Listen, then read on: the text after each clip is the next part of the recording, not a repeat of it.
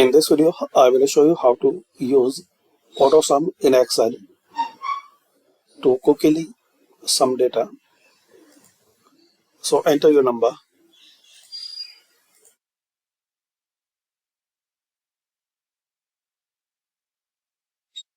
Now to sum, select Alt equal on your keyboard.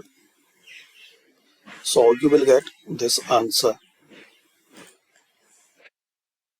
We have more data.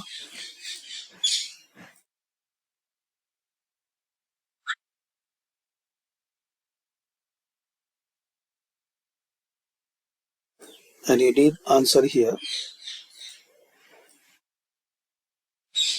So just select the data. Alt equal on your keyboard. So you will get the result.